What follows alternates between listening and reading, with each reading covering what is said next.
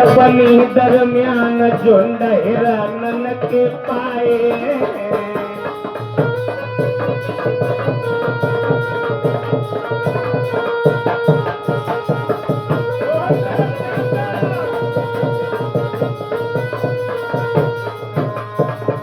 चाचा जी, आज राजा जेवर सिंह बियाबान जंगल में पहुंचे। कहां पर? एक सरोवर के किनारे। क्या देखा कि घने वृक्षों की छाया है, तो कुछ हिरन हिरनिया उस सरोवर में पानी पी रहे। कुछ हिरन हिरनिया उन वृक्षों की छाया में विश्राम कर रहे हैं। राजा ने मन में विचार किया कि मुझे यहाँ पर शिकार की प्राप्ति अवश्य ही हो जाएगी। ऐसे विचारों को करने के बाद राजा जैसे ही आगे बढ़ा, तो आज उस नीली घोड़ी के पैरों की आहट, वो आवाज जैसे ही उस हिरन हिरनियों के कानों में पहुंची, समझ गए कि यहाँ पर कोई शिकारी शिकार करने के लिए आया है। अरे टापर वही टाप की पे चढ़वादी,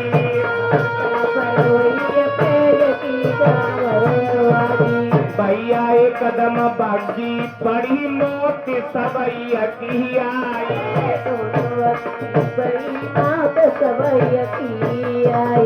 हरे गर्भवती रनिया बिचारे,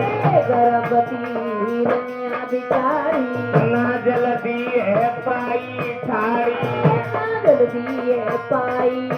अरे रना समझ तीर छुटकारो, हिरनी के गर्भ समायो।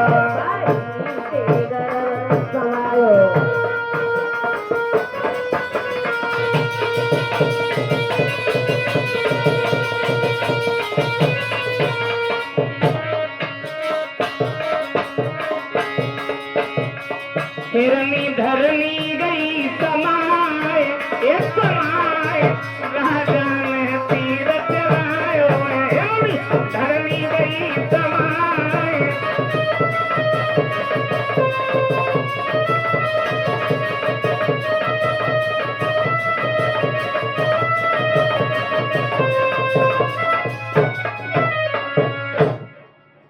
गर्भवती ठाड़ी, हिरना समझ तीर छुटकारो, जाए हिरनी के गर्भ समायो।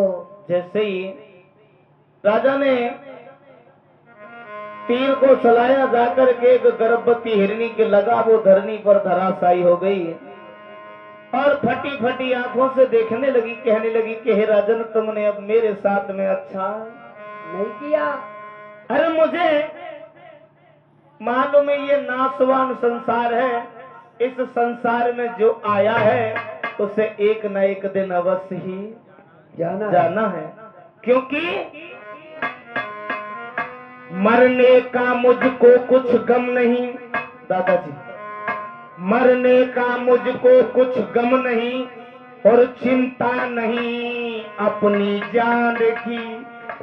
तो जीव थे मेरे गर्भ में, हत्या हो गई नादान की। जो मेरे गर्भ के अंदर दो बच्चे पल रहे थे, उन्होंने तो संसार में आकर के कुछ नहीं देखा, वो नरक में आए और नरक में ही चले गए। हे राजन, जिस प्रकार से आज मैंने अपनी संतान का चेहरा नहीं देखा, ये मेरी आत्मा की बदवा है, तुम्हारे लिए श्राप है कि इसी प्रकार से आप भी 7 जन्म तक संतान का चेहरा नहीं देखोगे। इन श्रापों के कारण राजा को संतान की प्राप्ति नहीं हुई। और जब संतान की प्राप्ति राजा को नहीं हुई, धीरे धीरे समय व्यतीत हुआ। एक दिन की बात, मैया वात्सल महलों में बैठी है, विचार करती है कि हे प्रभु,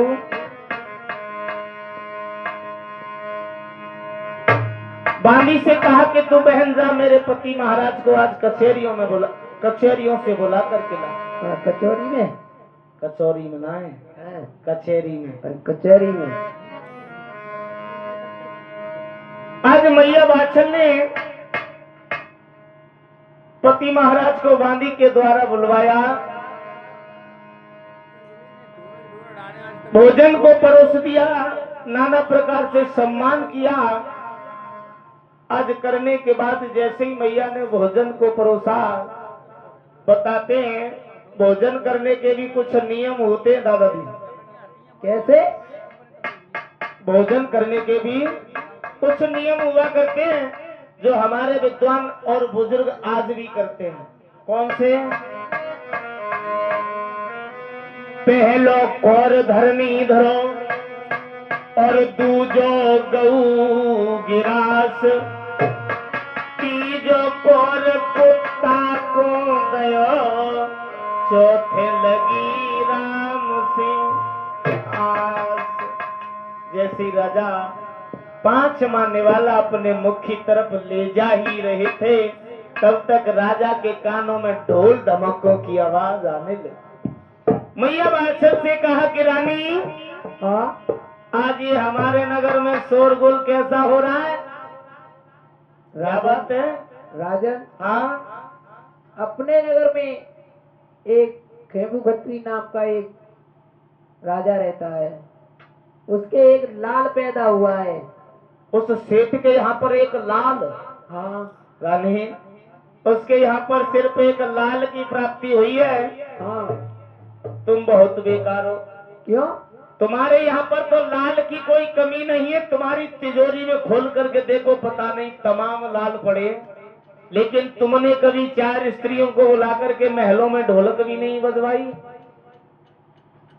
मैया ने कहा महाराज। राजन, हाँ, उनके एक बेटा पैदा हुआ है। जैसे ही एक पुत्र का नाम सुना, राजा के हाथों का निवाला हाथ में रह गया, मुख का निवाला मुख में, आंखों से आंसू निकल गए। जैसे ही पुत्र का नाम सुना, मैया ने कहा महाराज, भजन पर और भोजन पर कभी आंसू नहीं बहाते? नहीं बहाए जाते। क्या बात है, मेरे भोजन में कोई कमी है? क्या बात है, आप मुझे बताओ। राजा ने जवाब दिया, रानी ऐसी कोई बात नहीं है। आज मेरे घर भी कोई पुत्र अथवा पुत्री होती